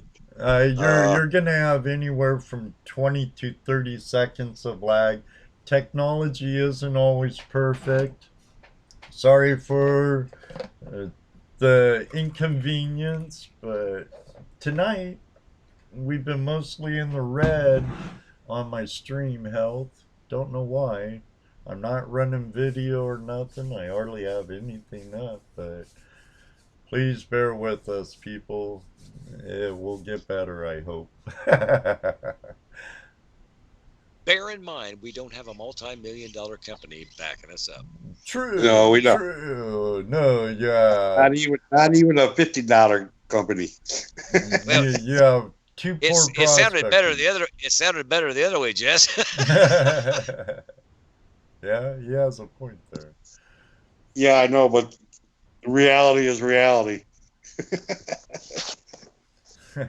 Now, like I said, I'm just glad. You know what, Ed and Jess, I hope both you guys I hope you guys get this thing taken off. It's going to be good. You guys are going to have fun with it, and I hope the people that it starts coming in and listening to stuff like that. Eventually, they're going to start catching on to you're doing more informational stuff, and you're helping people out. You keep people informed. So, yeah, it's going to be. I think it's going to work out for you. It's going to be cool. Plus, we need people to share the videos when they come on. Go ahead and hit that share button on the Facebook or wherever. That'll help us out too. I know I shared it. And like I said, Ed, since it's going to get cold in the wintertime, I'm telling you, you ought to start doing them pay dirt reviews. Yeah, it might cost you a little bit, but in the long run, it might come back to you. Well, I'm not really an armchair prospector. I like finding my own pay dirt, but I do hear ya. I hear ya. But if anyone wants to send me any pay dirt to review, just send them on over. I was gonna say, I remember the videos of Ed in the shed under the ice. Yeah. Hey, a couple of those times I had to chip ice out of my panty trough in my shed. But hopefully I'll have a better heating situation here before too long for the shed. But yeah. I've thought about it, but I'm a poor white boy, Scott, and I have other avenues I want to sink money into than buying dirt. I know there's gold in it, but Jim and Michael, just naming a couple of pay dirt companies where I know the people, they're doing what they do. They give a good product, but they're not out to lose money. And I'm never going to recop my investment really by buying gold bags. I do what I do to share a lifestyle I love and have been involved in for decades. And that's the real pay dirt right there. But hey, if someone wants to give me a bag to try out, I'm not going to turn it down, am I, Jesse? Nope. And then with me, my interest lies in finding new products. Right. Trying new machines, and so that's what I try to do. That's how Ed and I actually got together. With the gold snare, and my gift to Gab got us a few other pieces of equipment, and so we've kind of headed in that way. We don't get a lot of new equipment all the time. It doesn't come out. It's not like a computer that every year there's another new computer. Right, bigger, better, faster. Right, but we have gotten a few products that have done really well. I love my gold snares. Yeah, the bucket that we played. Like you said not too long ago, it'd be nice to get a product that we don't really like. It seems like everything we like. We got Kent Fackler says, Scott, is this all you do? No, it's not all I do. Trust me. In the 3 months in my off season, I do a lot more than dig gold. But I do dig gold. Like I said, I try to do it about 6 to 5 months out of the year. If it pays off, it pays off. This year, I've had a couple of leads, and I could have went a lot in a lot of places. I just choose not to because it's something that I'm doing right now. It's a fallback on job, but other than that, yeah, pretty much this is all I do. if you want to break it down, that's right. Admit it. Don't read it that way. Kent's just jealous, Scott, that you're out there doing full time what a lot of us would like to be doing full time. So, well, if anybody's ever seen the pictures I ever put on Gold Prospectors Space and stuff like that. If you look, you could tell when like the season starts and when the season ends, because man, there's one season, what was it, 2 years ago? I was really thin, boys. I actually, there's a picture of me holding a Gila monster, and Lisa's like, man, you look like you were dead, but you were working out you were outworking everybody. I'm like, well, yeah, that's what it was, you know. Burning a lot of calories out there in the desert, and Oh yeah. it will do it to you. Who needs a gym, right? Yeah, like I said, that was the year we were digging at the first of the season and digging hard. Man, I run a lot of tailings out of a dry washer and got back something that we lost 2 years ago, which is almost 3.5 ounces, and did a little bit of dredging down on a claim that somebody gave us permission to do because it was for sale, and he wanted to know where the gold was himself. So we went down there and dug about another 2 weeks. Did pretty good down there. So that year wasn't too bad. But like I said, this year I just come up a little bit in the red. It happens. Every year is not going to be good. If you're going to go out, if you're going to go out gold mining for a living, just the only thing you got to focus on is maybe transportation and your phone. Other than that, it doesn't exist. Because you're digging. You don't need anything else. Hello. It's that hard. Two ringy dingy. Two ringy dingies. Yeah. I've got it. Yeah, I'm ready to go out and dig myself. I know I am. I thought maybe old Ed had a caller or something. What's up? No, that was me. Oh. Somebody called my wife, not me. Nobody calls me unless they want money. I call you and I don't want money. But no, I meant to really stress to your listeners and stuff like that. You really, if you want to do the stuff that I want to do or that I'm doing, you got to have backers. I mean, think of it as owning your own stock car. You have to have backers to pay for certain things and stuff that go. You're doing the work for them, and anything over them, that's your profit. So know what you can do. Don't get over your head, because if you get over your head, you're going to owe, and then next year you're going to owe again, and you're going to have less backing. So right. It could end up being like that trap with payday loans and stuff. Yeah. I mean, if you're still living with kids and stuff like this is not your game. Oh no. I'm 45. I've never had kids. I've been married once and been divorced, on good terms. Just wasn't the bag that we thought it was going to be. And other than that, that's where I'm still at today. So that's why I can do what I do, because I can live on just about anything. Right, rattlesnake and cactus, a little bit of water, you'd be fine, right, Scott? That's right. If it moves, hit it. Yeah, with me, I'm retired and actually got into this really late. Like a lot of people watching Gold Fever late at night, Yep. I remember that. Remember the day where you could. Remember the day you couldn't get it unless you had like big giant satellite in your yard? Yeah. Oh, yeah. That's when the buzz was on there, man. I love that. That was back in the day, and that's like I said, when I first got into this, man. I seen stuff like that, and that really, because I had to go to a friend's house to actually watch that on Saturday or Sunday morning, something like it wasn't prime time, but they were running the channel. But I got to see it, and I thought, man, that is so awesome. Do that sometime. Well, the show that got me really hooked was the one when they did when Tom Massey was in Ohio. He did a show at the Buckeye chapter. Oh, really? Yeah. And he started talking about Ohio and I'm going, wait. There's gold in Ohio? I'm going to run down to the Maumee. Yeah, so they, like I said, they're kind of like, they're really pioneered. I mean, if you think about it, the Buzzard and Tom Perry, all three of them kind of pioneered finding gold across the United States.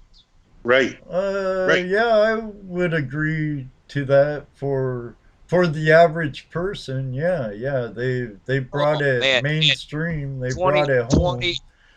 20 years ago, when I got in this, and somebody go, "What are you doing down in the creek?" I'm like, "I'm panning for gold." They go, "Okay, you're retard."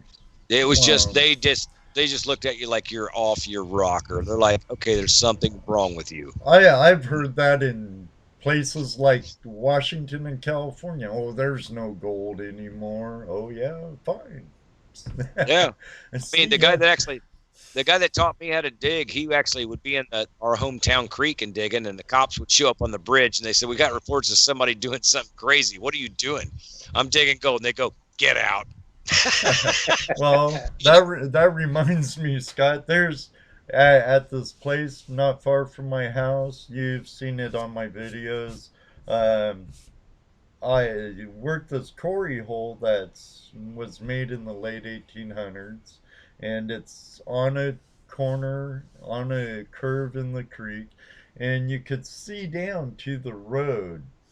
And never fails on a Saturday when I'm working it, there'll be a sheriff down the end looking, checking me out. He'll sit there for 30 minutes sometimes just checking me out. I'm just waiting for the time he comes in to say, "What the hell are you doing?"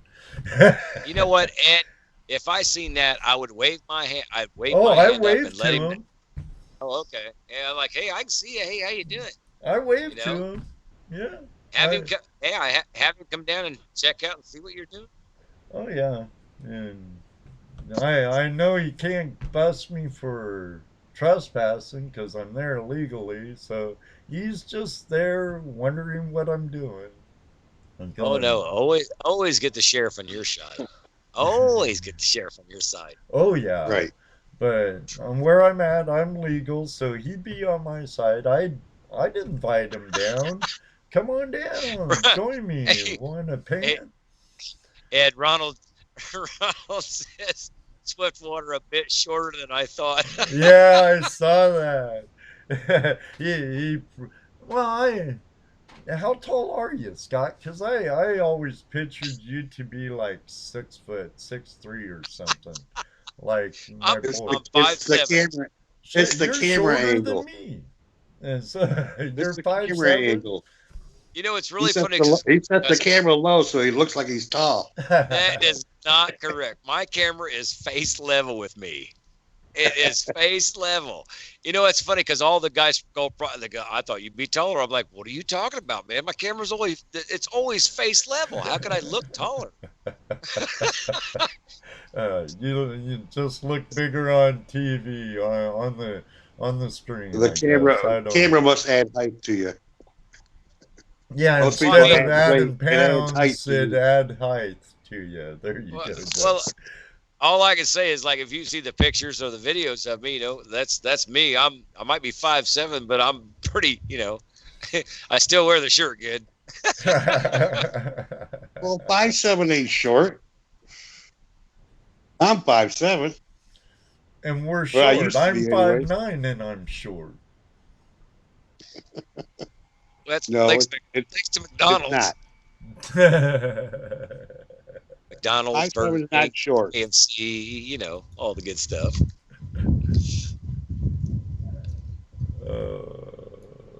It is amazing doing it. I'm sitting here trying to read these texts coming up on the old chat line here. Yeah. Where's gold in just about every creek, river in California? Well, just about. All you need is pan. That's all Well, you need. A gold pan Maybe a little shovel. and a snuffer bottle. You want a snuffer bottle. Definitely. So, yeah.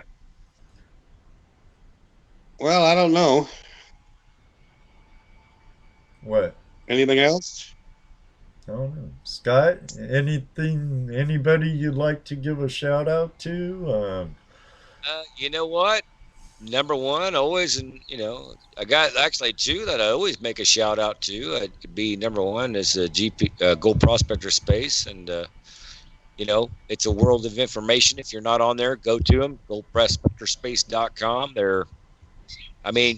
You're never going to learn anymore. You can sit there for 4 months and you still can't go through all the information that's on that website. So, very good. And another one, AMRA, American Mining Rights Association. I know the guys back in the East Coast are, they don't worry about things like that. But if you think about it, yeah, well, it's starting to go up there in the upper New York section, so it's getting to the East Coast. It's clicking really quick. Tennessee, Vermont is pan only and stuff, much like the state forests in Indiana, and New York is a pain, and Pennsylvania's really strict, and then Tennessee, they can't dredge no more in Tennessee, really. So what happens out west comes this way. Yeah, that's true. Always. Always has. You know what? I ain't telling y'all, but I'm just telling y'all. Go out and do it until you get caught and say I didn't know about it. There you go. There you go. I thought it was a fun thing to do. Right. But you know what? Watch it on TV. Yeah, if you get those landowners' permission, you're good. You're good. Like I said, meet those farmers, get to know them, get to know the people that own that land. If they live out of town or something like that, go to the next guy and find out who they are. Right. Just get that permission. After you got that permission, you have nothing to worry about. There's nothing nobody can do. Get it in writing, though, just like hunting. Now, the same for out west. If it's private property, talk to the owner. If it's like warehouser, I used to prospect a lot on logging land. You go to the office. Crown Pacific would give me a 30-day permit, and I could go on any of their land and prospect. Warehouser opens their lands up to the public for recreational uses. You might not be able to stake a claim, but you can work the land. Now, with state land out west, every state has their own laws and regulations. And oh boy. It's very easy to find out if property's claimed these days with the computer. So do your research, make sure you're not claim jumping. That's a Class A felony. It can bring you a world of hurt, if not a bullet sometimes. Yep. And I made a video on gold claims if they want to check that out, by the way. There you go. I showed every gold claim that you're going to see out this way.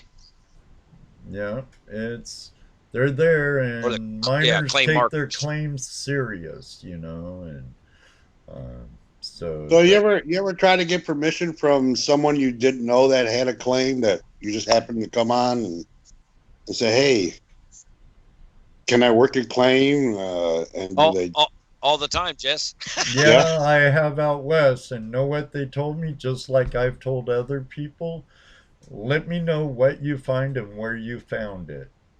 Yeah. See, and I also listen to a lot of guys like that. If I ask somebody, hey, you know what, I know you got this claim down here. I like to work at that claim, would you mind? They're like, no, I don't want you to work. I'm like, why? Is there a lot of gold down there? Well, there's more than I want to let go just to have somebody come down there. And that's when you go like, okay, and then number one, they know that there's probably gold there. Or if they know how much gold is there, is a better thing. If you say, well, how much gold's actually on that claim? Well, I got a perspective. If I went down there and dug, if I actually had an active claim, dredging, I could probably get almost a half ounce a day or better. Okay, and when you do that, when somebody tells you that as a confirmation, say, you know what, how about this? You let me go down there for about 2 hours. If I like it, I'll give you 10% of what I find. If they don't do that, go to 15. If they don't go to 15, then quit, because you know what? They don't even pay that in Alaska. So right. So do you get a lot of people that go, yeah, you know what, I can do that? Well, you got to remember, there's a lot of no's. there's a lot of people out here that own claims that live back in the East Coast, and I'm not casting anybody down, but they're older people. They own them because of speculation, or they own them because dad owned them, or great grandfather owned them. Exactly. So they'd have no idea. They know it's a gold claim, and they know if somebody's interested, it must be worth money. So it's always going to. If you're thinking 1,000, you might as well be talking about 2,000. It's going to go up. It's like our mineral rights in Colorado, Jesse. They've been in our family for over 100 years. But if you think of it this way, like renting a house, can I get in there and rent it for a year and give you rent, and whatever else I get out of it, I make it? Basically, that's what Hoffman does. Yeah. So take it like this: like if somebody gave me a house to rent, and not necessarily saying do this or I've ever did this, but just if you put it in perspective like this, it's easy to think about. So you give me a house for rent. I'm like, yeah, I'll pay this price. But I got another house. I got another guy that wants to rent the place for like $200 extra. I don't live there, but I'm renting a place to this guy. I'm taking this, giving it to you, but I'm making the $200 extra. See what I'm saying? Yeah. That's the easiest way to put it in perspective. That's how gold is. It's like I know what I can find. All I got to do is find more than you want. If you want 15% or 10%, the gold's there. Okay, right. I'll give you that much. I just hope I find 20% to cover what I'm doing. I'd like to actually find 40%, but you know what I'm saying. Yeah. To give more than you're finding. But if you go there for 2 hours and you find out that you found like 4 grams, okay, I'll give you 10%. Right. Take 2 hours times 8, and then 8 times 7, 7 times whatever it is that month. That's a lot of gold. Yeah, a lot of work. But that's the only way you're going to get the gold is if you work for it. Yeah, but what else are you doing? You're sitting out there doing nothing. Gold's not right off the roads. It's not like you just jump in a truck and drive back to town. You're out there. You're there. So what are you going to do? Sit at the tent and look at each other? Duh. No, you're going to be digging gold. Right. Yeah. When it gets dark, you know what you do? You come back, you eat, you fall asleep, go to tent. You wake up in the morning, and what do we do? We go back to work. Yeah, wake up, have coffee, and hit the diggings again. That's exactly what it's like. Yeah, that sounds like a lot of work. I've been there on my claims back in the early 90s, When I was up there, I was there to work, If I wasn't dredging in the hole, I was shoveling into a high banker. Sun up, sun down. Yeah, high bankers are, man. They'll work you. Yeah, they will. Yeah. They will. They definitely will. It was funny that I was at the Swank with a friend of mine, Joel. We were in the creek running his high banker, and we watched this guy come down. Brand spanking new high banker, just actually built it himself. Really nice setup. Got it down there, set it up, started digging, and he said, "You know what? Not for me. That's too much work." And he went through all the trouble to build this thing, and it was a nice looking high banker. Did a really nice job. Good welds on it and everything. Did a really high class job on this high banker. He built it himself. Took it out there the first time. He threw a few shovels in there. This is what I got to do all day. See, they realized that right out of the bat. Yeah, and he took it back up and put it up for sale. Like I said, the last video I made with Ted Ballas out of Canada, he come down with a Gold Hog Super by himself, brand new, never been prospecting, a Super Hog. It's a big machine. I'm just saying. And he was shoveling into it. It took 20 minutes. He's like, "I don't like this. I want to do what you're doing." So we set him up. We made that thing into a dry land dredge. After that, he loved it. He's like, "I'll never go back to shoveling this thing again." Hey, if you Oh can yeah, make a high bank or a combo, do it in a heartbeat. Um, He absolutely. loved it. he loved it. Well, he loved it. No, he's actually his plans this year. I think he already went over there, but he went to the Yukon trying to find a claim.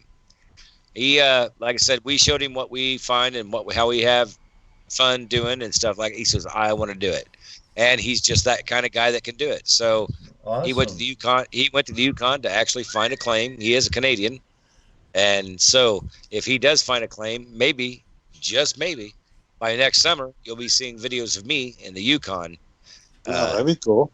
digging on a claim, doing dry land dredging with Ted Ballas. Reminds me of a couple of guys I know from back home in Washington, Scott. Um, Dave and Kevin. They were just really small scale prospectors, small scale miners in Washington, and they decided to hit Nome, and now they're actual gnome miners. One runs a crawler, the other one's a dredger. He dredges under the ice. He had a under the ice video before Discovery did. Yeah.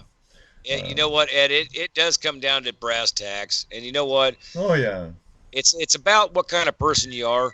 If you like, take yourself. You know, you got a family, you got a wife, you got a job, you're comfortable, you got your house, you got everything set up the way you want it. You know, '56. you're not, you're not gonna jump off and go say, hell with it, I can go do this. So, Right. you know, that kind of living, you know, for a guy like yourself is just not feasible. Now, No, for a no, guy, not now. but for a guy like me, you know, I got a girlfriend that's actually my backer, and she would go, "Oh yeah, yeah, beat it." You know, you're going digging gold. See ya. You know, you're going. And Right, right. yeah, because she knows what I do, and when we get there, we're gonna get it. Not saying that you wouldn't, but you have a lot more to. It's weights and measures. You got a lot more to lose than what I. Right. Well, even when I had my claims and did it quite seriously and helped with not Prospector Space, but Paystreak Enterprises in Cedar Woolley, Washington. Daryl Grimley and I had a prospecting store there in the early 90s. And then I had three kids, stay at home wife, mother, most important job, staying at home with their kids. Yep. And I was working, doing my claims, doing the store, and even though I could be up at the claims a solid month at a time because our dredge season was only 30 days. So when dredge season came, I had to be on the claim and working as much as I could. And Jessica, my ex-wife, she just pretty much had to deal with it. But then Yeah, again, but I you was a know how lot younger. hard it was hard though. It's not. It wasn't easy for you, but it was hard Oh because in no. 30 days, you know, your life changes in 30 days if you Oh, got it could three kids in a drastically. household. Oh Yeah, oh yeah. yeah. It could change overnight. And but my kids grew up coming to the claims with me. My youngest, my baby's 26 years old now. He'd tell you, shoot, yeah, I remember running around a campfire when I was 3 and fell in it. It was on a mining claim. But yeah, I would love to be 20, 30 years younger again and be able to follow some of the dreams like some of my younger friends have, like Kevin and David, and even you. You're a few years younger than me, but you're out there, you're doing your dream, and for those who can't, can live vicariously through you. And I might not be, we here might not be able to get out and do what you do, Scott, but um, probably mostly because of or where we live at the moment. Well, like I said, it's just harder for guys like yourself to get out, and that's why you know it just makes it hard for you guys to do that, because you got what you need. You feel comfortable where you are, and with me, I'm comfortable where I am, but I don't, I dig gold I dig gold to sell it. I don't. It's not a hobby, and you know, it's not like I own a lot of stuff and things like that. I'm a gold digger, and I just set at times. I go out, you dig gold. If you make it, you make it, and if not, yeah, find something to do in the summer that better make you over to the next gold season, and then you Right, got to go, right. and then you got to go extra hard at the first of the season because you got to Right, go catch do up. it all over again. Yeah, it's like a vicious circle, and it's really funny. It is like an episode of the Hoffmans. It's unbelievable. And yeah, and Murphy's Law has a way of always showing his head, huh, Swift? What can go wrong will go wrong, especially in the gold fields. Oh, hey, there's a question there. It says question: bucket feed or shovel feed into a high banker? Well, if you got the muscles, bucket feed it. Oh yeah. Ronald's always packed full of questions. Now, I don't know about his comment here about meeting Ed at 7 a.m., though. Don't meet Ed at 7 a.m. He must be talking about that morning when we saw him at the swank class. See, and like with me, like I said, I'm retired. I'm over 60 years old. So for me, when I got into this, it was more of not wanting to sit around, and I was kind of tired of coaching football. I didn't like the league I was in anymore, so I got out of that and started See, I getting think, into yeah, the gold prospect. I think that's where I got spoiled at, bro, is because I got in it for the money. I mean, straight out, Right. I got in it to make money, and like people's like, well, how much have you found? I'm like, I couldn't tell you. I have no. I'm in I, the same boat. I don't know. yeah, I always when I got it, here you go, sold it, bye bye. Got it, sold it, got it, sold it, got it, sold it. I mean, I just sold it for what it was. It was gold, and people bought it. I just sold it. Right. You're not one of the you're not a recreationalist. I know you're a small scale miner. You are doing it. I And guess that's a way to put it. Yes, right. And I'll take. You're right. You know what? That's a good way to put it. there's a big difference compared to sorry, I'm going to use you, Ronald, compared to Ronald. Um, there, I agree with both sides. You know the argument. Small scale miner. Then you have people like Gold Unlimited pushes recreational, but there's Well, the two in all reality. We just can't fight amongst each other when we have a bigger fish to fight. But oh no, you like I said, are a professional. Ronald. Yeah, Ronald would come to. He would come to the hole that I've been digging most of the year, and he'd be looking for a backhoe. I'm like, no, we're still doing this by hand. Just it's a shovel. Right, He'd be like, right. what? You been what? But you got to Ron, remember, we're there every day. It makes a whole lot of difference. that's If your Right. 9 to 5 during your in the Goldfield season. That's your 9 to 5. That is your job. That is your work. You yeah, are a in one miner. in 1 week it really changes. You come back and go, what the heck is going on? I'm like, yeah, we've been shoveling. Yeah, obviously, because it totally looks different. You're like, wow, what the heck? That's just what we do. We try to move that much, and we classify a lot. Believe it or not, Let, which I hate. I let hate to me classify. answer a question of. Sorry to disturb you, Scott. Ronald, Uh, Fossick is a Buckeye chapter of the GPAA outing. It has nothing really to do with the OSPA. You can talk to Sonny Lucas, like I've told you before. He's the president of the chapter.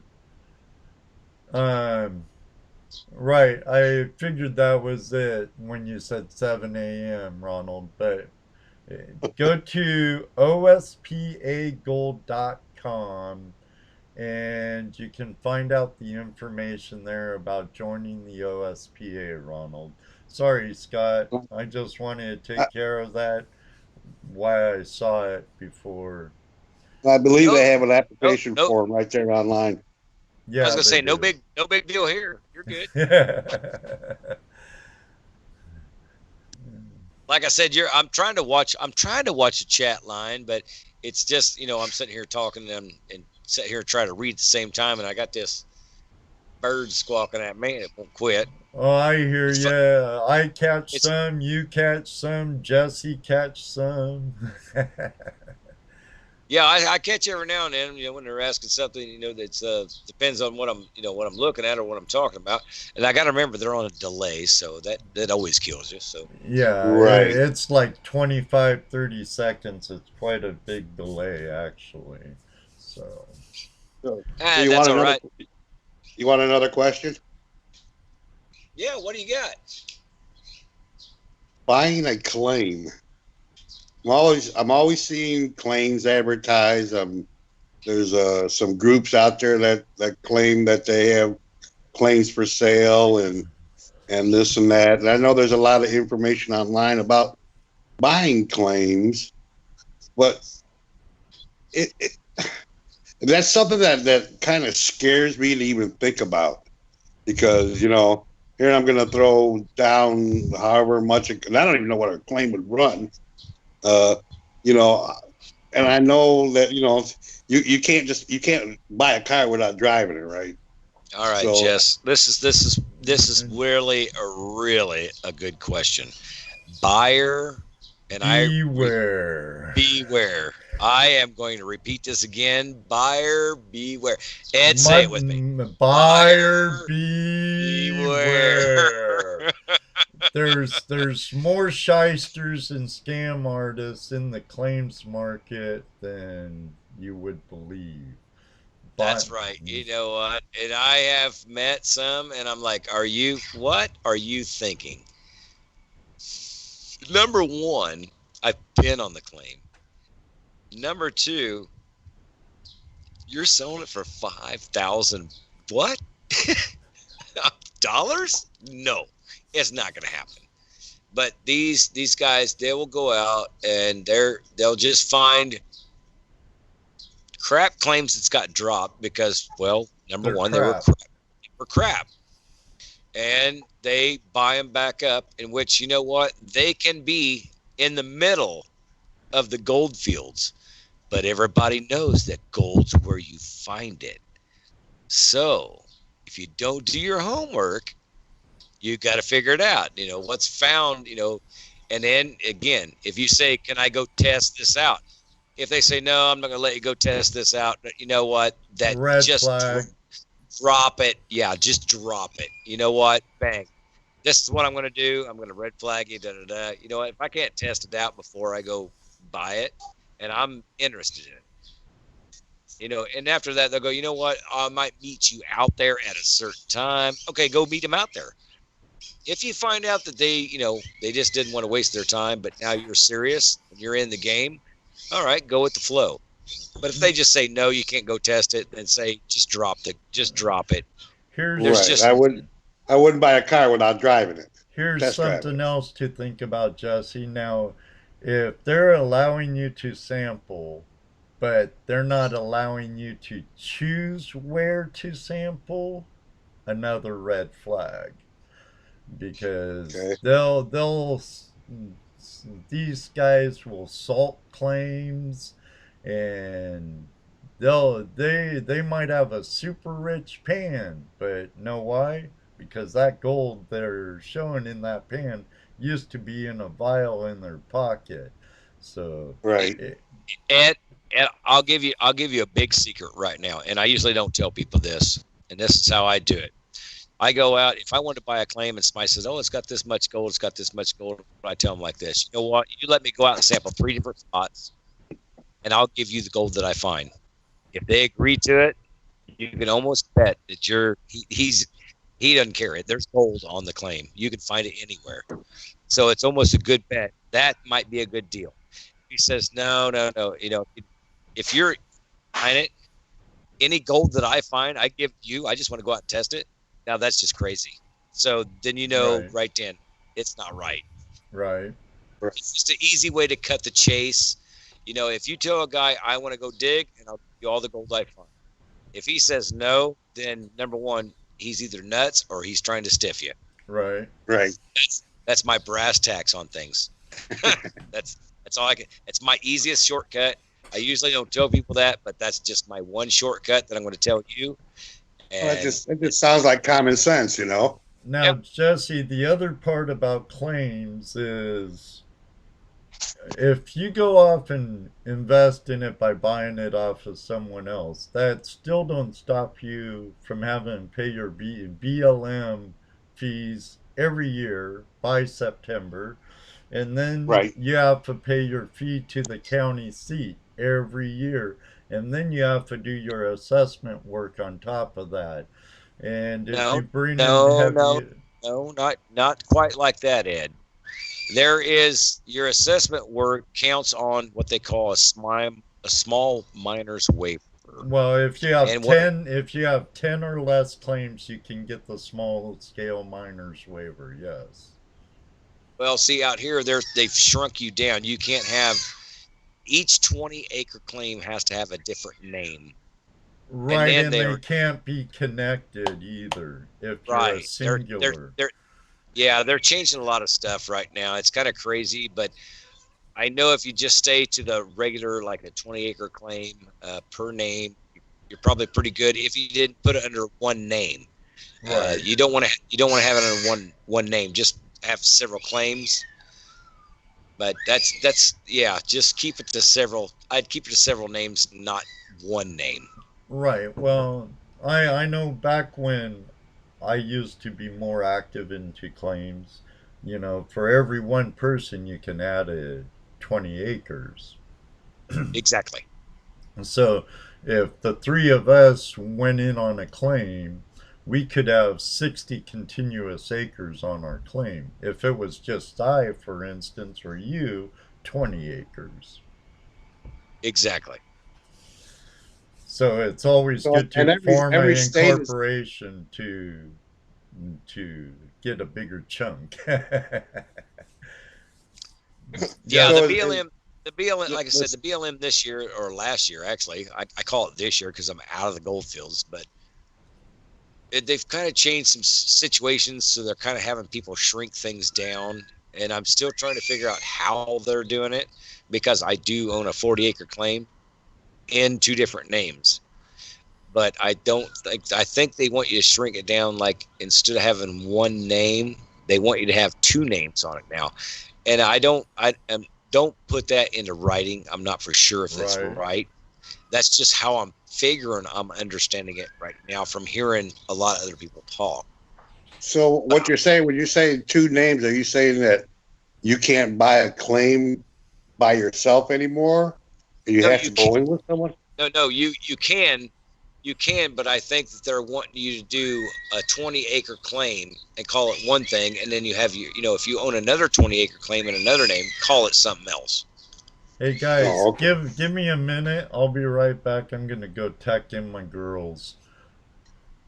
I'll be right back. You guys continue. But so I think what it is, Jess, is what I'm getting to is they got these people that's had. Say some old time families had 100 claims for 90 years. Right. They've never dug anything off of them. They've never tested them. They don't do anything. They just kept them in case some big company come in and bought them out. So basically, they were getting the claims, mineral rights, for possibly having someone else coming in and doing the work. Right. And see, I think the BLM's having you shrink those down because, number one, you don't dig them. There's no use you having them. And that, number one, opens up a lot more ground for people that actually do prospect, which would be bringing gold back in the market for people like myself that actually dug gold. And I think that's what they're looking at. They don't want people owning, 20 mining claims when you don't do anything with them. It's not beneficial to the state or the county, except for the small waiver fee at the end of the year. So they're looking at, who can actually go out and dig. Well, if we shrink these guys down, somebody else is going to buy them. If they don't do it, if you let's say buy a claim, get the mineral rights, there's nothing that says you have to work it. No, you don't have to work it. Oh, okay. So you just buy the land, the mineral rights, and not let anyone else work it. Exactly. Now you can sit back. You can sit back and wait till somebody asks you to work it, or you can sit back and wait till a mine comes and say, "Hey, I want to buy that land. I want to buy that mineral rights. Great, I paid this much for it. I'll take 9,000. Well, great. Right. Here's 10. Get out of here." It is like it's speculative buying, and that's what a lot of the stuff that you see through the mountains are. When you see mining claims, but you never ever see anybody on them at all. Not even metal detecting, because they're out of Georgia, or they live in Tennessee, or they're from Canada. You never. Right. It's a lot of them out there like that. It's that crazy. I know a couple people out here that own claims out west, but they may go out every couple of years and hit it for a week or something, then never go back again for another couple of years. Yeah, see, now you got to think about it. Those guys are probably paying the actual fee. That's like $200 a year to keep their claims. For us that live here, you know what? We tell them that like it is. We go out, which we do. We pick up trash and stuff off of our claims, so we get to do it. We do a $10 small waiver fee. We actually pay $10 because we actually go clean our claims up through the year. And which, man, I pick up so much target shooting stuff. Oh my gosh, these guys leave TVs, satellite dishes. I mean, you would not believe what they leave in the wash shooting at. Oh, I believe it. Yeah, so it's pretty easy for me to get the old $10 waiver going through. And I always get a thank you, and the ladies at the office, they're really nice. They say, "Hey, thank you for cleaning up the trash." I'm like, yeah, but it's getting, I'm glad I saved $100 and something a year, but man, it's getting expensive because you got to put it somewhere. Okay. So. All right. Well, guys, I need to get ready for work. Thank you very much, Scott, for joining me. All right, man. Dude, it's been great. It's been a pleasure. It's been fun. Yeah, it's been a real blast. Thank you very much, Jesse. Maybe next time we have Scott back on, we'll have a whole lot more viewers. Yeah. Well, and I was glad to be on tonight, man, and have fun with you guys. Like I said, can't wait to meet you guys, man. Same here, dude. Same here. Maybe Las Vegas come back next home year for a while. And next time you're here in Indiana, Scott, let us know.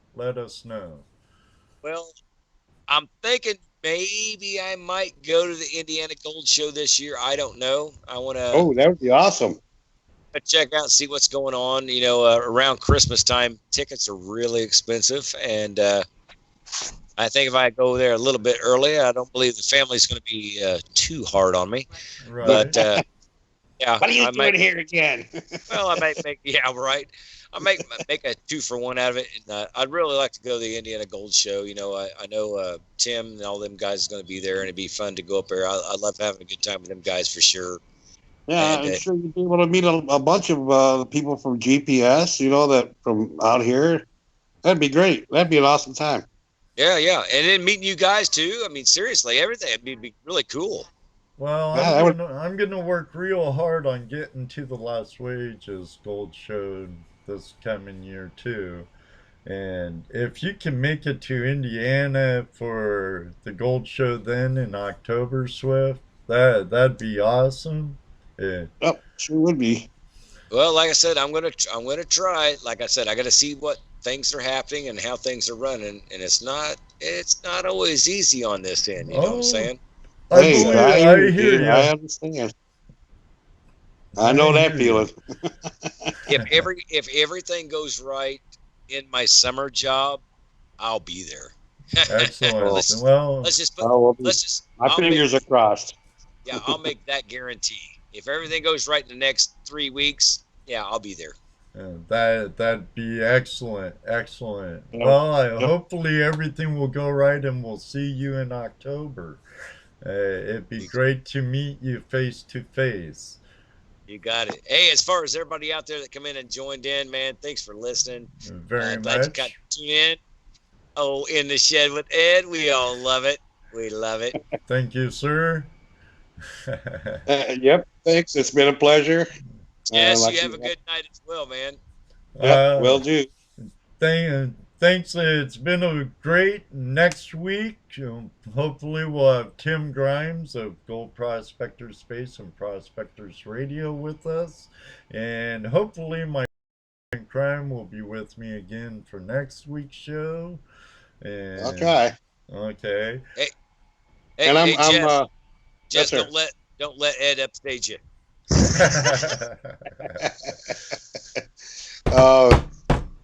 I have to keep him in line. So. All right. Good night, guys. You guys take care. You too, Scott. Thank you very much. Yeah, take it easy, Scott. It's been a pleasure. All my YouTubers and all of our YouTubers and friends, thank you very much for joining us with Scott Swiftwater Toney tonight and my partner in crime, ToledoJess. I hope you join us next week, same time, same channel. And until then, what can we say, Jess? Don't forget to, if you're on the West Coast, make sure to head over to prospectorsradio.com and listen to their West Coast Wednesday show with Scott Swiftwater Toney with his segment, and Dredging Up the News with Kathleen Biffle and the rest of the GPS crew. And what else? Well, I don't know. Well, I'm good. I'm good too. Well, thanks everybody for coming in and listening to our little BS session here tonight. And I'm going to be trying to get some other people to come on. Maybe do some metal detecting people. Or yeah. I've been thinking we've been Jesse and